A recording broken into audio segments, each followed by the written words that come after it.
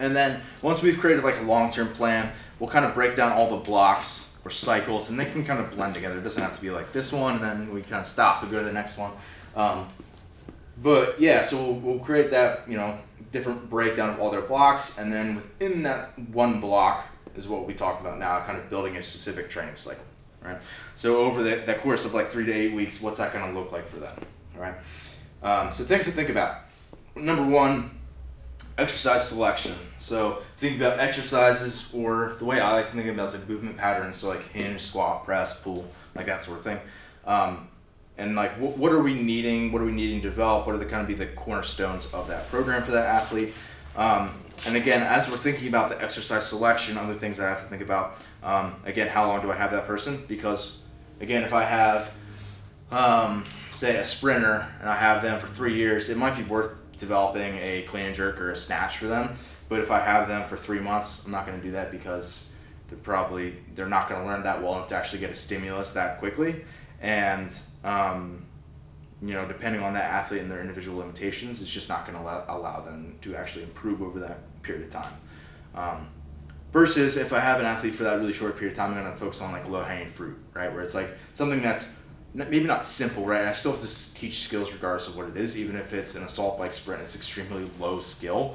But you're still going to have to teach that to a degree, right? There's no way to get around skill development. It's just kind of how, what's their baseline at, right? If they already know how to clean, jerk, and snatch, okay, great, you can get a really good stimulus quickly.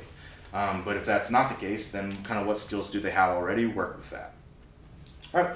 And then what are his or her relative weaknesses that are relevant? Coming back to that again, because we're trying to develop those. And again, that can be something where it may not seem like specific, like offhand. For example, like say I have a baseball player and I've developed their hamstrings, like one specific body group. Most people are like, that's not very functional. But like if that's like their limiter in terms of like that kinetic chain, then because you tested it, like that's maybe a really good option, right?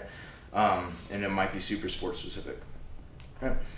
Again, then also, depending on where you're at in the season, regardless of where you're at, actually, you need to prevent injury and increase longevity, right?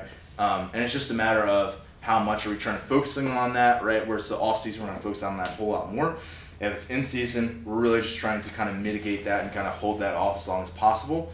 And allow them to be as sport specific without breaking down as possible, right?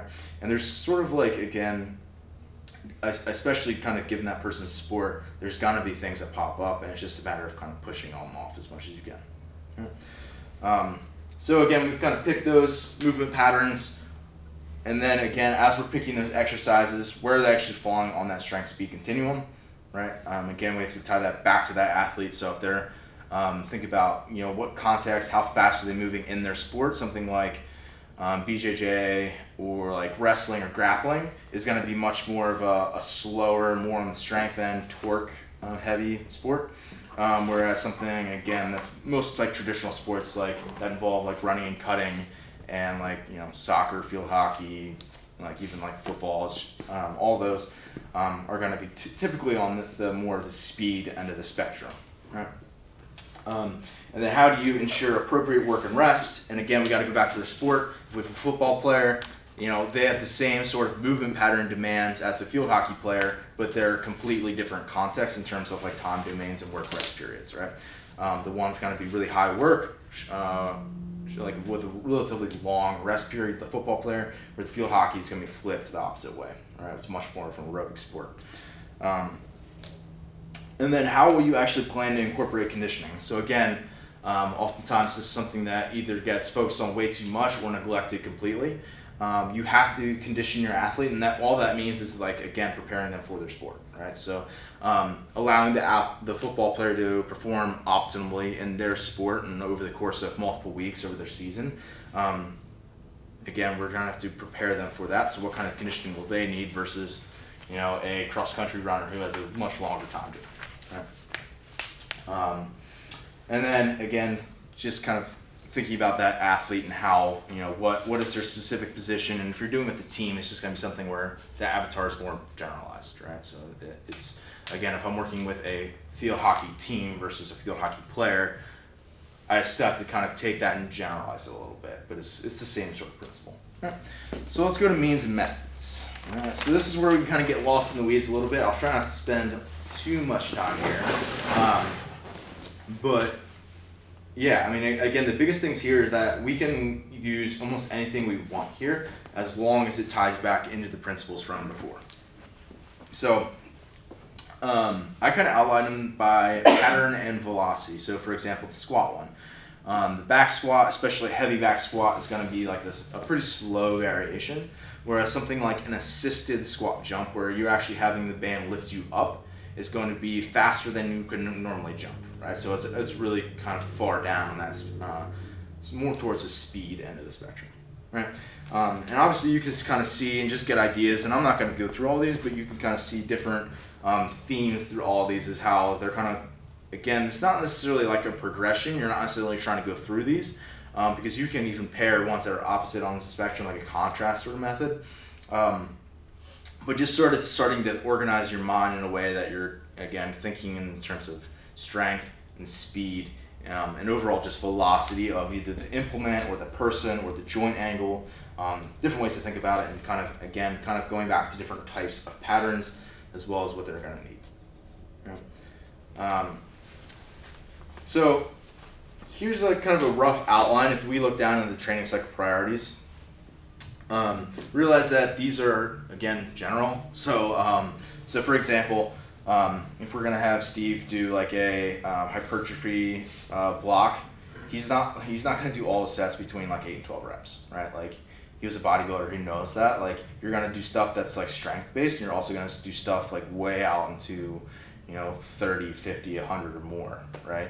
So these are really general, right? So if I'm talking about like power conversion and it's 3 to 6 reps, it could be something that's dramatically different than that. But that's a lot of your work is going to be concentrated in that kind of guideline, right? Especially if we have someone who's a little bit more basic, right?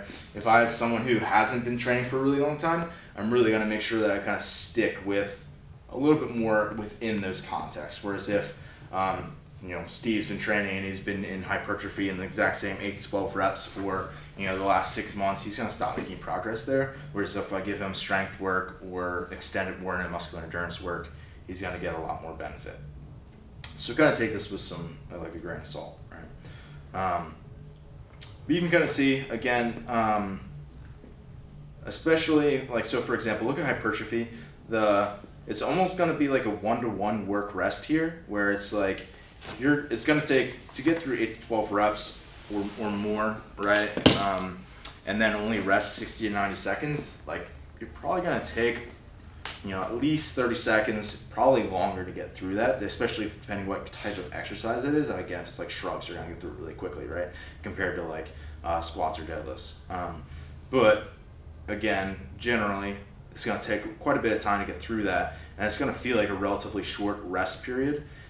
So basically, those sets should be, again, something that's challenging but repeatable, right? Whereas like the strength work is going to be very close to maximal, where you're going to have to rest maybe like 1 to 10 or 1 to 12 work rest to be able to repeat that, right? And then with the power conversion, the biggest thing there is that we take the load and we move it way down, right? Like 30 to 60% of their actual 1 rep max. And again, it kind of depends what variation they're doing. But we're going to, again, keep that same work rest, like the 60 to 90 seconds as the hypertrophy block, but there's just like no fatigue accumulation there at all. Whereas like the hypertrophy, that was the goal of it, was to get like that fatigue. So again, just the priority shifts over time. Like, so that's the biggest thing there. And again, it's not like necessarily that hypertrophy is going to be just like, okay, that's the 6 weeks and then you're done with it and you move on. Like, you could certainly be doing some hypertrophy work in the power conversion phase, and like vice versa, right? You could still be doing some power work in a hypertrophy block. It'll just be blunted a little bit because, again, the volume's a lot higher. But just things to think about, right? Like, you can blend these ones, and that's sometimes is something that you want to do, right? Same with any of the exercise selections from above.